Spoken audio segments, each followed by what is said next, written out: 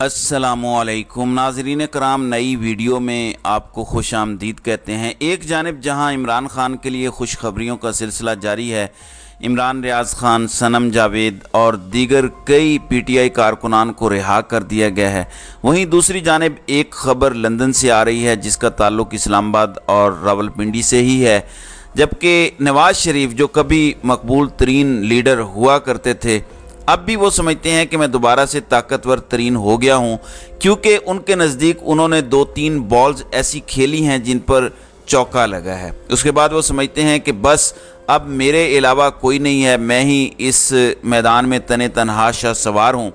यही वजह है कि नवाज शरीफ अपनी ज़िंदगी का सबसे बड़ा सियासी जुआ जो उन्होंने खेला वो हारने जा रहे हैं, और वो भी आखिरी वक्त में, क्योंकि इसके बाद उनको मौका नहीं मिलेगा। कुछ चीज़ें आपके सामने रखूँगा, इन्फॉर्मेशन की बुनियाद पर आप अंडरस्टैंड कर सकेंगे कि मेरी बात में किस हद तक वज़न है। दूसरी जानिब कैदी नंबर 804 इमरान खान कहाँ पर खड़े हैं, वो किस तरह से इस्टेब्लिशमेंट के साथ मुज़ाकरात कर रहे हैं, जबकि नवाज शरीफ किस तरीके से अपनी एंट्री चाहते हैं, क्योंकि 2 मंजरनामे इस वक्त तैयार किए जा रहे हैं, एक नवाज शरीफ एंड कंपनी और दूसरा इमरान खान। एक जानिब इमरान खान को आज अदालत में पेश किया जाना था, लेकिन इसके लिए इनकार किया गया। कहा गया कि इमरान खान को जेल से निकालना एक अच्छा खासा सिक्योरिटी रिस्क हो सकता है। जबकि दूसरी जानिब साइफर केस में चीफ जस्टिस आमिर फारूक ने इमरान खान को अडियाला जेल मुंतकिल करने का हुक्म जारी किया है। मैं इस हवाले से पिछले व्लॉग में तमाम तफसीलात आपके सामने रख चुका हूँ। अब आज इमरान खान को अदालत में अपीयर क्यों नहीं किया गया? असल वजह यह है कि जब ये लोगों को पता चलेगा कि इमरान खान को आज डिस्ट्रिक्ट कोर्ट या फ़लाँ अदालत में लाया जा रहा है, तो यकीन माने लोग बग़ैर किसी कॉल के निकल आएंगे। एक खौफ है कि फिर इमरान खान के गिर्द उसी तरह अवाम का जमे गफ़ीर हो जाएगा। इसलिए खौफज़दा ताकतवर बदमाशिया उनको किसी तौर पेश नहीं करना चाहती। गो इमरान खान जेल में कैद हैं, लेकिन वो कुंदन बनते जा रहे हैं और अवाम की मोहब्बत भी उनके साथ बढ़ती जा रही है। अब नाज़रीन इकराम, मैं आपको एक गुफ्तगू सुनाता हूँ। सबसे पहले देखें कि पाकिस्तान तहरीक इंसाफ किस तरह से बातचीत कर रही है। सबसे पहले मोहम्मद अली दुर्रानी को सुने, वो क्या कहते हैं। इमरान खान जेल में कितना दबाया जा सकेगा, क्या वो दब जाएंगे, क्या जेल में डाल के वो मकसद जो हासिल करना था वो हासिल कर लिया जाएगा, ये ज़रा मुलाहिज़ा करें। मैं जहां तक उनको समझता हूं, मुझे नहीं लग रहा कि वो जेल से या किसी प्रेशर की वजह से वो पीछे हटेंगे। He has nothing to lose. जितना भी आप उस पर सख्ती करेंगे उसकी पॉपुलैरिटी में इजाफा हो रहा है। जी नाजरीन इकराम, तो मोहम्मद अली दुरानी जो कि सदर मुमलिकत से 2 मुलाकातें कर चुकी हैं और एक इत्तला के मुताबिक उनका इमरान खान से भी रब्ता हुआ है, मुलाकात हुई है। गो उसकी अभी तस्दीक नहीं हो सकी, लेकिन कहा जा रहा है कि इमरान खान मुकम्मल तौर पर ऑन द बोर्ड हैं और दुरानी साहब ये जो गुफ्तगू कर रहे हैं वो उनसे मुलाकात करने के बाद कर रहे हैं, क्योंकि ये बात जो कर रहे हैं कि उनके पास लूज़ करने के लिए कुछ नहीं है। और अगर जेल में कोई समझता है कि इमरान खान को जेल में डाल के उनसे कुछ बात मनवा ली जाएगी, वो अपने मौक़िफ़ से पीछे हट जाएंगे, ऐसा मुमकिन नहीं है। अब अली मोहम्मद खान को ज़रा सुने, उनका लेवल ऑफ कॉन्फिडेंस देखें कि वो क्या है। पाकिस्तान तहरीक इंसाफ और इमरान खान से बात किए बगैर किसी भी सूरत पॉलिटिकल स्टेबिलिटी नहीं आ सकती, ये ज़रा मुलाहिज़ा करें। देखें, जहाँ हम हैं वहाँ तो हम वैसे भी हैं। तहरीक इंसाफ की बात कर लें, सियासत की बात कर लें, पाकिस्तान की मईशत की बात कर लें, सियासी जमातों की बात कर लें, नून लीग को देखें उनकी क्या सूरत हाल है। इनको ये नहीं पता लग रहा कि उठें जागें, इस तरफ जाएं उस तरफ जाएं, कभी इधर भागे भागे आते हैं, फिर कहते हैं आ रहे हैं, फिर कहते नहीं आ रहे हैं। जरदारी साहब को खुद नहीं पता, हाउस डिसऑर्डर, बिलावल साहब कुछ कह रहे हैं, जरदारी साहब कुछ कह रहे हैं। हमारी तरफ अगर आप देखें, हमारी आधी से ज्यादा जमात जो है वो इस वक्त इनकार्सरेटेड है। लीडर हमारा जो है एक गलत किस्म के केसेस में वो अंदर है। तो इन हालात में अगर किसी से कोई अच्छी बात आती है उसको लेना चाहिए। देखें, ये भी आप शुरू में मैंने आपको एक बात की कि देखें, आपने कहा कि क्या हमसे कोई बात करेगा? हाँ करेगा, हमसे बात करनी पड़ेगी। जिस जमात के पीछे 60-70% यूथ है इस मुल्क का, जो इस वक्त मुल्क की सबसे बड़ी जमात है, जो अवाम के दिलों में वो जमात है, उससे बात करनी पड़ेगी। पाकिस्तान के मफाद के लिए करनी पड़ेगी, पाकिस्तान के पैसे के लिए करनी पड़ेगी। डेमोक्रेसी से अगर देखें, अगर डेमोक्रेसी से मुल्क चलाना है तो मुल्क की सबसे बड़ी जमात से बात करनी पड़ेगी। बैठ के सब एक कदम पीछे हट के मुल्क को आगे लेके जाएंगे। सब ने एक कदम पीछे हटना है, फिर मुल्क आगे जाएगा। जी नाजरीन इकराम, ये थे अली मोहम्मद खान जो 4 महीने जेल में रह के आए हैं। कॉम्प्रोमाइज़ नहीं किया, प्रेस कॉन्फ्रेंस नहीं की, वो बाहर आए और वो मुकदमा लड़ रहे हैं अपनी पार्टी का। तो ये है लेवल ऑफ कॉन्फिडेंस। वो कह रहे हैं कि बात करनी पड़ेगी और बात शुरू हो चुकी है। तो ये है पाकिस्तान तहरीक-ए-इंसाफ, जिनके साथ बाकी बातें चल रही हैं। अब हुआ क्या है, जो मैं कहता हूं कि नवाज शरीफ बड़ा सियासी जुआ हारने जा रहे हैं, बल्कि हार चुके हैं। उनकी सारी की सारी एक कैलकुलेशन थी और वो कैलकुलेशन सारी मलिया मेट हो गई है। वो कैलकुलेशन क्या थी मैं आगे चलकर बताता हूं, लेकिन पहले ज़रा सुने राना सनाउल्लाह को, क्योंकि एक पंगा ले बैठे हैं मियाँ साहब। इन्होंने कहा कि बस अब हमारी बारी है और मैं अब जा रहा हूँ। मिसकैलकुलेट किया इन्होंने एक इशू को, जिसकी वजह से इन्होंने वो गुफ्तगू कर दी और कौमी मुजरिम करार दे दिया साबिक आर्मी चीफ जनरल बाजवा को और साबिक DG ISI जनरल फैज़ को, फिर 2 साबिक चीफ जस्टिस साहिबान को और एक मौजूदा और आने वाले चीफ जस्टिस एजाजुल एहसन को। अब वजाहतें हो रही हैं, अब माफियाँ तलाफियाँ हो रही हैं, कहा जा रहा है कि गलती हो गई है, अब मियाँ साहब दोबारा ऐसी बात नहीं करेंगे। और आपने देखा होगा कि मियाँ साहब सुबह जाते हैं ऑफिस, शाम को वापस आते हैं तो उनके पीछे पीछे माइक्स होते हैं, मगर वो कोई गुफ्तगू करने को तैयार नहीं है, जबकि अंदर से खबरें चलवाई जाती हैं कि मियाँ साहब डटे हुए हैं। लेकिन हकीकत यह है कि मियाँ साहब डटे हुए नहीं हैं।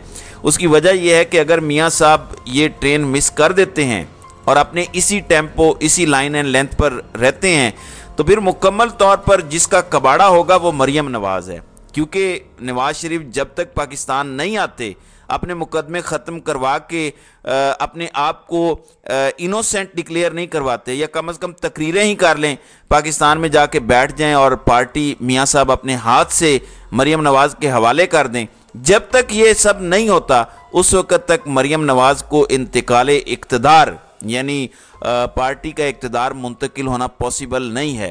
नवाज शरीफ पाकिस्तान जाएंगे तो ये मुमकिन है, अदरवाइज़ ये मुमकिन नहीं है। इसमें भी बहुत सारी हर्डल्स आ रही हैं। अब आते हैं नाज़रीन इकराम राना सनाउल्लाह पर। राना सनाउल्लाह और बाकी सारे रहनुमा माफ़ी तलाफ़ी की तरफ जा रहे हैं, गारंटर्स दरमियान में पड़े हुए हैं सारे के सारे, डायरेक्ट इनडायरेक्ट पैगाम रसानी हो रही है। राना सनाउल्लाह क्या कहते हैं वो सुने। वो कहते हैं कि नहीं, उन्होंने तो ये बात ही नहीं की थी, ये तो आपस में बातें कर रहे थे और बात का पितंगड़ बना दिया गया, जबकि बहुत सारी बातें आ रही हैं। ज़रा सुनिए राना सनाउल्लाह साहब क्या फरमा रहे हैं।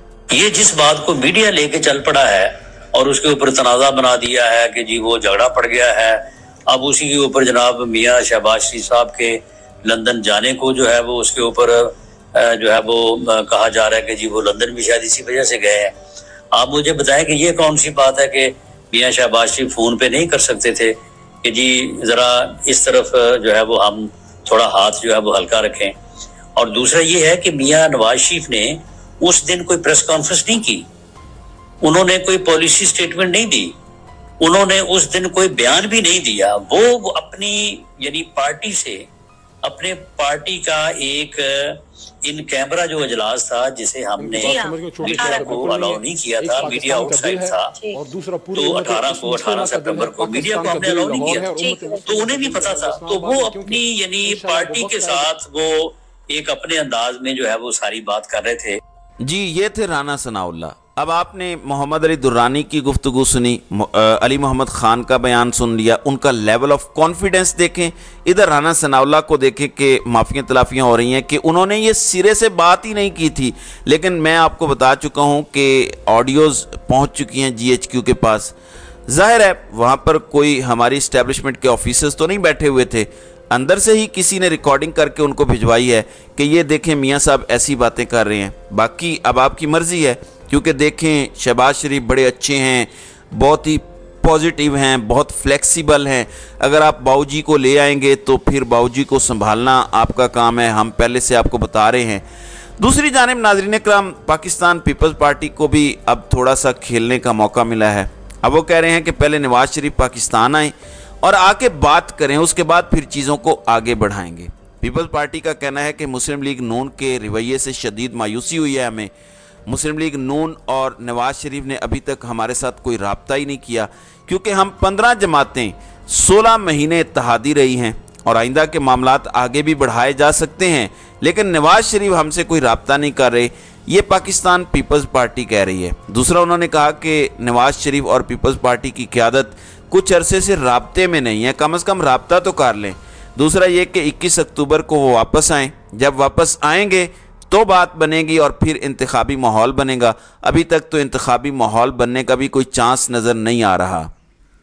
दूसरी जानिब इस्लामाबाद हाई कोर्ट की जानिब से साबिक वफाकी वज़ीर फवाद चौधरी की इलेक्शन कमीशन की कार्रवाई के ख़िलाफ़ दरख्वास्त मुस्तरद कर दी गई है। चीफ जस्टिस आमिर फ़ारूक ने तौहीन इलेक्शन कमीशन के इल्ज़ाम में फवाद चौधरी की इलेक्शन कमीशन की कार्रवाई के ख़िलाफ़ दरख्वास्त पर महफूज फ़ैसला सुनाया है। तो गेम ऑन है।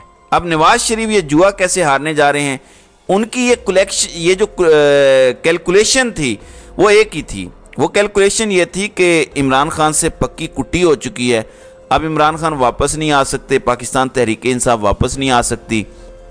अब इस्टेब्लिशमेंट को ज़रूरत है और सिर्फ मुस्लिम लीग नून ज़रूरत पूरी कर सकती है, यानी हम उनकी ज़रूरत हैं। अब हम अपनी टर्म्स एंड कंडीशंस पर बात करेंगे और हम अपने तरीके से इस्टेब्लिशमेंट को आगे डिक्टेट करेंगे। और पंजाब में चूँकि हम ही हैं जो वापस ला सकते हैं अपना वोट बैंक जितना भी हो सकता है। अब अगर सारा कुछ PMLN को ही देना था इस्टेब्लिशमेंट ने, तो फिर इस्तेकाम पाकिस्तान पार्टी बनाने की क्या ज़रूरत थी पंजाब में? वो सारे के सारे लोग मुस्लिम लीग नवाज या पीपल्स पार्टी को दिए जा सकते थे। फिर अगर इस्टेब्लिशमेंट ने खैबर पख्तूनख्वा भी इन्हीं के हवाले करना था, तो फिर परवेज़ खटक की जमात बनाने की क्या ज़रूरत थी? तो ऐसा नहीं है। इस्टेब्लिशमेंट बैक वक्त अक्रॉस द बोर्ड खेल रही होती है और वो अपना खेल जो है वो खेल रही है और वो मल्टी प्रोंग स्ट्रेटजी के साथ चल रही है। तो नाज़रीन इकराम, आपकी इस वीडियो के हवाले से क्या राय है? आप अपनी राय का इजहार कमेंट सेक्शन में ज़रूर कीजिएगा।